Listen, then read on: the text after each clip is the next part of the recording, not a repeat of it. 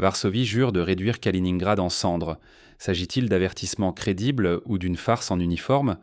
Depuis plusieurs semaines, des généraux polonais se succèdent devant micros et caméras, promettant avec gravité d'anéantir l'enclave russe au moindre faux pas. Les médias s'enflamment, les formules choc fusent, on promet de tout incendier sur un rayon de 300 km, d'envoyer des feux jusqu'à 900 km, sans qu'aucun expert ne s'interroge sur la faisabilité de ces menaces. Sur les plateaux, la mise en scène prend le pas sur la stratégie. Les déclarations martiales s'enchaînent, rehaussées de drapeaux et de regards sombres, mais derrière le rideau, aucun plan crédible n'émerge. Pas l'ombre d'un document, pas un calendrier, aucune logistique détaillée. Tout ici semble improvisé, comme un numéro de théâtre qui masque un embarras collectif. Pour mieux comprendre l'ampleur de cette agitation, rappelons-nous de l'affaire des missiles de Cuba, il y a 62 ans. À l'époque, chaque mot prononcé par les dirigeants pouvait déclencher une guerre mondiale. Pourtant, derrière les discours menaçants, les deux camps mettaient en œuvre une diplomatie souterraine, échangeant des messages codés et préparaient eux des plans très concrets, des listes de cibles, des effectifs exacts, tout en gardant la tête froide. Aujourd'hui, la situation semble inversée.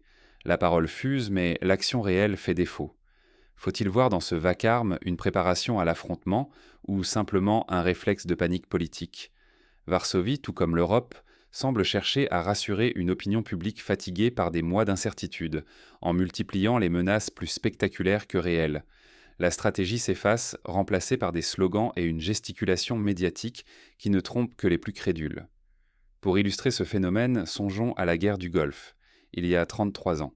Avant l'opération Tempête du désert, les Alliés avaient soigneusement préparé leur intervention, mobilisant près de 600 000 soldats, coordonnant les forces aériennes, maritimes et terrestres. Rien n'était laissé au hasard. Ici, en Europe, on assiste à l'inverse. Des menaces colossales sans le moindre déploiement visible. Ce jeu de rôle, pourtant, n'est pas sans risque. Au moindre accident, à la plus petite provocation, l'escalade n'est qu'au jamais loin. L'Europe joue ici bien plus que sa crédibilité. C'est sa sécurité, sa réputation et peut-être la paix même du continent qui se trouve suspendue à des paroles aussi vides que dangereuses. Imaginons une provocation, un drone égaré ou un incident de frontière. Si la rhétorique continue de s'emballer, la moindre étincelle peut se transformer en brasier diplomatique puis militaire. L'histoire l'a prouvé. Songeons à la Première Guerre mondiale où des déclarations malheureuses, des alliances et des ultimatums lancés sans plan précis ont plongé l'Europe dans le chaos en moins de 6 semaines. Derrière cette agitation, une question demeure. Que cache vraiment cette surenchère verbale? Pendant que les projecteurs restent au braquet sur Varsovie, Moscou, lui, avance ses pions plus discrètement. Derrière chaque déclaration martiale, une réalité s'effrite. L'Europe joue-t-elle à se faire peur ou prépare-t-elle vraiment la guerre? Depuis quelques mois, le discours politique européen s'enflamme, saturé de menaces et de bravades, comme si la catastrophe n'était plus qu'une posture à adopter devant les caméras. Au cœur de cette agitation, une figure émerge, le général polonais Gromadzinski. Ancien chef du corps européen, il s'est signalé par des propos détonnants. Selon lui, la Pologne et ses alliés pourraient brûler 300 km ou enflammer 900 km autour de Kaliningrad si la Russie osait franchir une ligne rouge. Mais à y regarder de près, cette rhétorique n'est qu'un mirage. Aucun plan, aucune carte, pas la moindre analyse stratégique concrète. Les mots du général ressemblent à des incantations, déconnectés de toute réelle volonté d'action. Pour comprendre le vide de ces menaces, rappelons-nous du concept de dissuasion durant la guerre froide. À cette époque, les deux blocs fondaient leur sécurité sur un équilibre de la terreur, mais derrière chaque discours, il y avait des plans de mobilisation, des simulations permanentes, des stocks de munitions, des exercices conjoints. Aujourd'hui, la parole a pris le pas sur l'action. Sous les projecteurs, les formules spectaculaires défilent. Pourtant, derrière cette mise en scène, il n'y a ni tactique, ni logistique, ni véritable vision des conséquences. Les menaces, répétées en boucle, brûler 300 km, enflammer 900 km, sonnent comme les répliques d'une pièce dont on a oublié le fil. Ce théâtre de la peur n'est pas sans danger.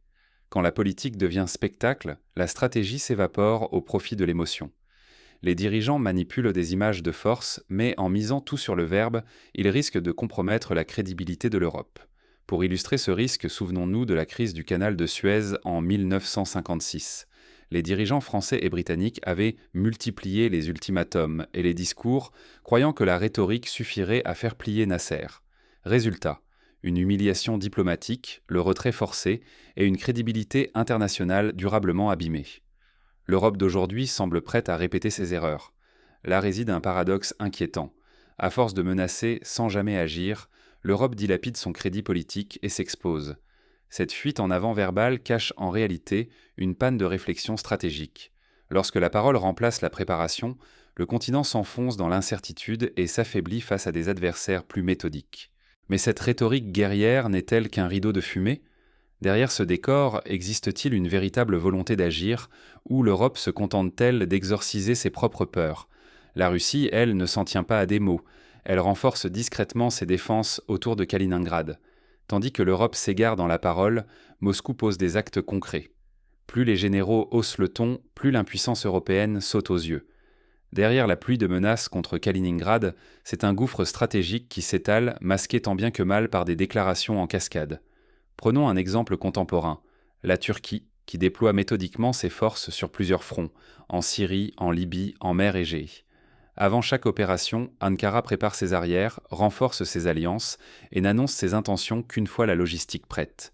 A l'inverse, l'Europe affiche ses intentions sans appui tactique ni moyens adaptables. Aucun plan opérationnel, aucune logistique concrète, aucun ordre de bataille n'accompagne ces propos alarmants. Qu'il s'agisse des annonces polonaises, des déclarations de l'Alliance atlantique ou des mises en garde européennes, tout n'est qu'accumulation de mots sans fondement. Les menaces s'enchaînent, se répètent, perdent toute consistance. Quand le général polonais évoque un brasier à 300 km puis à 900, il ne propose pas une stratégie, mais récite une formule dramatique, un geste de communication plus qu'un plan d'action. En vérité, cette intimidation verbale vise seulement à apaiser l'opinion publique, inquiète et fébrile. L'Europe, confrontée à ses propres peurs, remplit le vide d'action avec des slogans, des symboles et des décors officiels, sans jamais passer aux actes. Dans la Russie de Vladimir Poutine, on observe une toute autre dynamique. Plutôt que de multiplier les déclarations, le Kremlin privilégie la préparation silencieuse. Exercices militaires annuels, mobilisation partielle récente, déploiement de systèmes antimissiles, S-400, renforcement de la flotte de la Baltique. Ce contraste souligne le fossé entre la rhétorique occidentale et la réalité russe. Ce théâtre de la menace ne cible pas Moscou, mais les médias occidentaux et les réseaux sociaux. Les drapeaux, les uniformes impeccables, les discours martiaux cherchent à masquer l'absence de front, de tactique et d'objectifs réels. Pourtant, le danger est colossal. Croire que la parole remplace l'action, que la fermeté affichée protège vraiment l'Europe. En s'enfermant dans cette illusion, le continent s'expose à des ripostes très concrètes, car la Russie, elle, n'est pas dupe de ce jeu. Quand la communication supplante l'action, c'est la crédibilité européenne qui s'effondre. Ainsi vacille la confiance, l'influence et, à terme, la sécurité de tout un continent. Mais à Moscou, la lecture de la situation est tout autre. Là-bas, le vide occidental ne laisse aucune place au doute. Il faut se préparer méthodiquement. Tandis que l'Europe s'agite, la Russie, elle, fortifie silencieusement Kaliningrad. Ici, pas d'effusion sous les projecteurs, mais des actes, modernisation des systèmes de défense, nouvelles infrastructures militaires et redéploiement de troupes bien orchestrées. Pour donner un exemple précis, la Russie a récemment testé des missiles hypersoniques Kinzhal dans la région, renforcé ses garnisons et multiplié les exercices interarmés.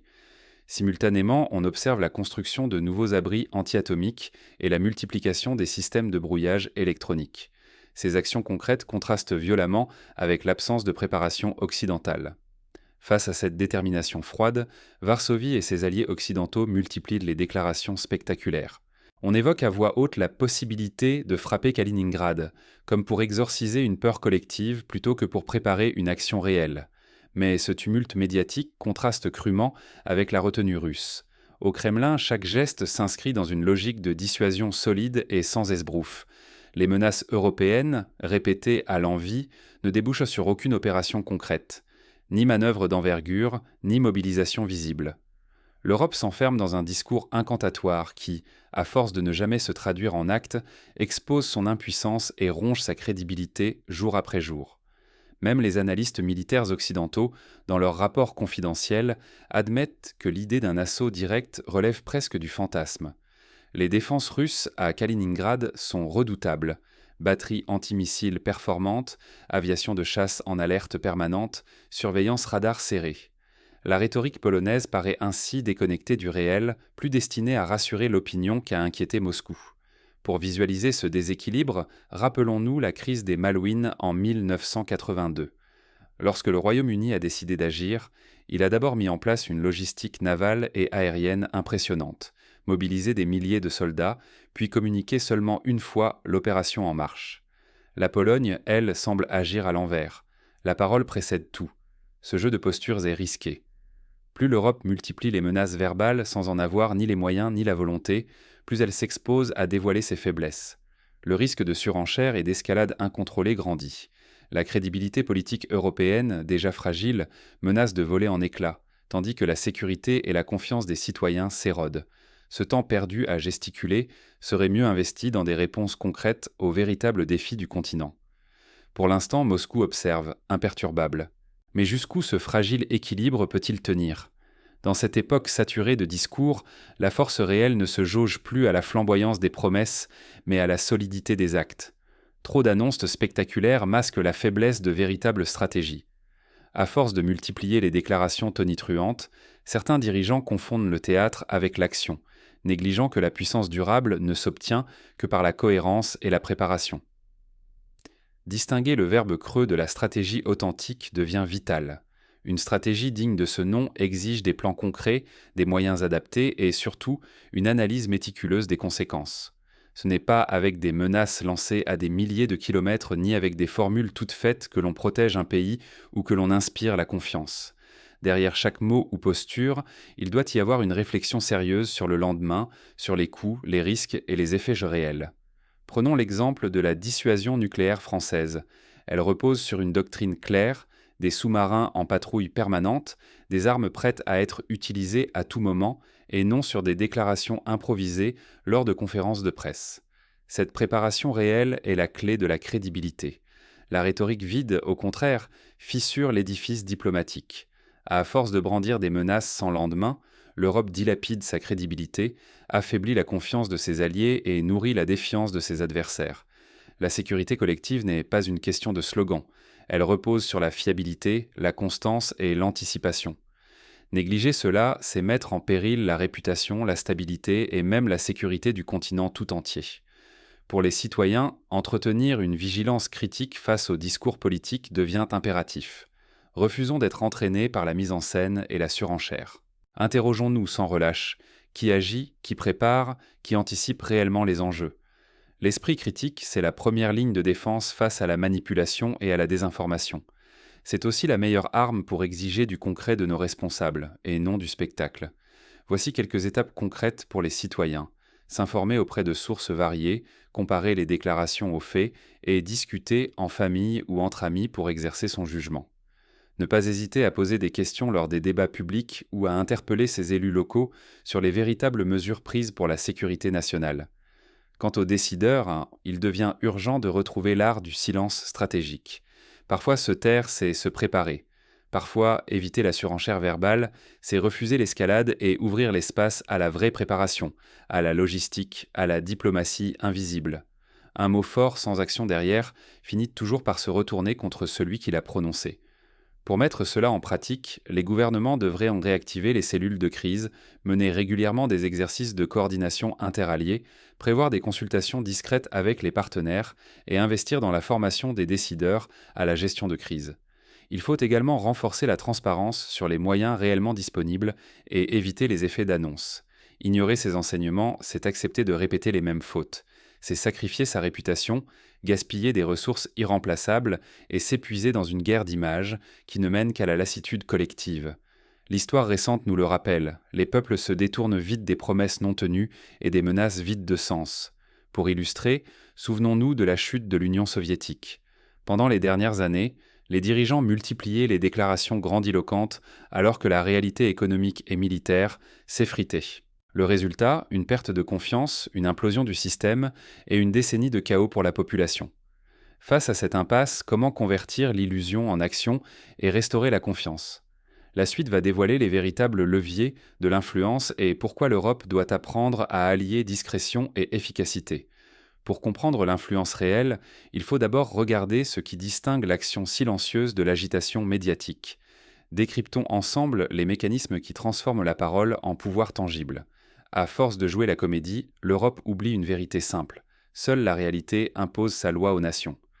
Prenons l'exemple du Japon contemporain. Peu de déclarations tonitruantes, mais une modernisation continue de ses forces d'autodéfense, une diplomatie active dans les coulisses et une adaptation permanente aux menaces émergentes. Résultat, une crédibilité internationale solide, bâtie sur la constance des actes. Sous les feux des projecteurs et derrière les podiums, la scène européenne prend des airs de tragédie improvisée. Les menaces tapageuses, les postures guerrières ne masquent plus l'absence de stratégie. Plus l'Europe agite des mots, plus elle s'éloigne de l'action, prisonnière d'une bulle où la rhétorique supplante la maîtrise des événements. Mais la réalité, elle, avance. Tandis que l'Europe s'échine à rassurer ses opinions publiques par de longues tirades, le monde change. Les adversaires n'attendent pas la fin de la représentation. Ils agissent, adaptent leur défense, bâtissent leur avenir avec des décisions concrètes. L'Europe, elle, s'obstine à jouer la peur comme stratégie, mettant en péril sa crédibilité, sa sécurité et sa voix sur la scène internationale. Refuser d'affronter ce qui est, c'est dilapider ce qui compte vraiment. La confiance des citoyens, la stabilité du continent, la capacité d'influer sur les rapports de force. Maintenir ce théâtre expose l'Europe à un double risque: perdre la foi de ses alliés et devenir spectatrice impuissante quand viendra le temps des choix. C'est un pari dangereux. Chaque minute passée à jouer la comédie est une minute perdue pour s'adapter, anticiper et reprendre en main son destin. Le vrai pouvoir ne réside pas dans la rhétorique, mais dans la lucidité stratégique. Si l'Europe veut rester maîtresse de son avenir, il lui faut quitter la scène et revenir à l'essentiel. Stratégie, vision, capacité d'agir. Voici quelques pistes d'action. Investir dans la formation stratégique des élites, encourager la coopération intereuropéenne sur des projets de défense concrets et promouvoir une culture de la responsabilité plutôt que du spectacle. Les institutions européennes pourraient instaurer des audits annuels sur la capacité de réaction réelle aux crises, impliquer davantage les citoyens dans la prise de décision et favoriser la transparence sur les priorités sécuritaires. La question demeure: l'Europe saura-t-elle rompre avec ses illusions pour redevenir stratège dans le monde réel? L'avenir ne tient qu'à un fil, celui de la lucidité, du courage et de la volonté d'agir. C'est à ces conditions que le continent pourra transformer la peur en puissance et la parole en action véritable.